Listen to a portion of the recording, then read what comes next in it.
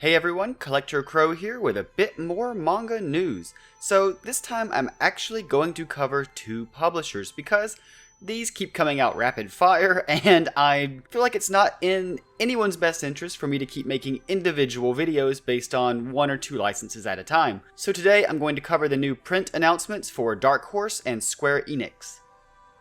First up, Wataru Natatani's Cat Plus Gamer manga is going to get a print release in March 2022 courtesy of Dark Horse Comics. It will get a little bit of an early release in comic retail stores and then it'll hit bookstores around mid-March. So if you hit up a comic store, you might be able to pre-order this and get it a little bit earlier than a lot of people before its wider street date. So I've got the description up on the screen, but to summarize, it's basically about Riko, an office worker who really doesn't go out with her coworkers and instead just rushes home to play video games.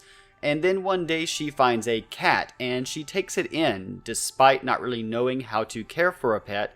And she uses lessons learned in video games to really learn about keeping a pet and how to maintain one and keep one happy, healthy, fed. And then we get to see the cat's point of view of Riko's life, which this sounds a lot like an anime that came out about 2 or 3 years ago. I think it was called like A Boy and His Cat. I know there's that manga, A Man and His Cat, and so there's a lot that's kind of similar in this vein. I feel like this is turning into a whole genre. But yeah, I don't think there's any word on whether this will be like omnibuses or anything. I kind of doubt it. There are currently 6 volumes for this manga in Japan, and it is ongoing in the Shonen Sunday S magazine as far as I know. So if you like cats and you like very laid back kind of slice of life stuff, especially ones that might deal with topics that perhaps you enjoy, such as gaming, then this is probably going to be a good pickup for you. And next up we have 2 titles Square Enix Manga and Books has licensed for print release.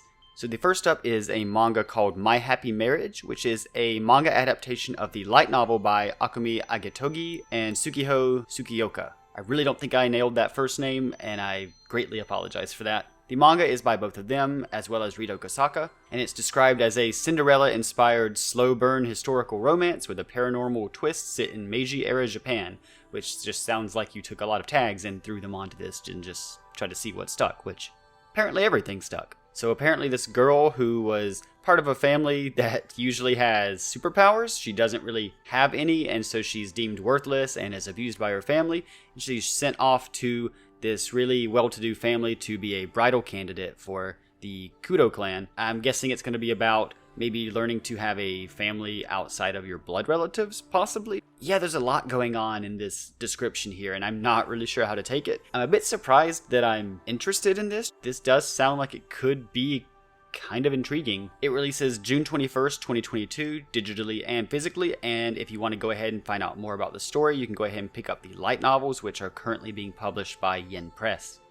And then the third and final book tonight, also by Square Enix Manga and Books, is Sino Alice. This is based on a smartphone action role-playing game that released in June 2017. And the description here sounds very interesting. When I first saw this, I thought, okay, it's a Vocaloid type manga or a VTuber type manga, which those are fine, but I generally know, unless they're very offbeat, that they're not going to be for me. But this sounds more dark and creepy, where she's being visited by these really twisted figures in her dreams, and she keeps being brought deeper and deeper, dragged even, into this other violent universe. It says at the end of the description that Alice is thrust into a dark game of slaughter, made for fairy tale heroines who will stop at nothing to bring their creators back to life. Yeah, what even is this?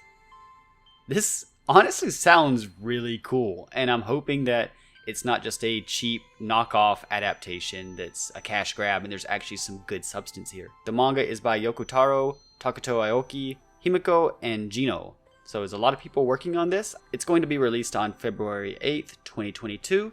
It does not say in print and digital like the other manga by Square Enix, so I'm guessing this is coming out in both print and digital, but I can't say for certain here. Still, this is definitely something that if it does come out in print, I'm probably going to try to get my hands on. There are 3 volumes out now, and if it's really good, I'll definitely be looking out for more. Anyway, that's the announcements for now, sort of a 2 birds with 1 stone video, and something I'm considering is possibly starting to do a weekly manga news type deal. I thought about looking at series that are starting or ending, but there's just so many of those that I don't think I could realistically cover them all in one single video without it being like 2 hours almost, especially since I'll probably have zero knowledge of anything I'm covering, because a lot of these series that start and end over in Japan never make their way at all into English language territories. But I thought maybe, at least for licensing announcements, since every week or every 2 weeks a couple of manga seem to be licensed by different companies, I thought maybe I could combine those into a single informative video, unless it's a big news drop like Viz Media or 7 Seas are prone to do. Let me know in the comments if you'd prefer these to remain separate by publishers, or if you'd prefer maybe one big news log a week. Thanks for tuning in, and I'll catch you next time.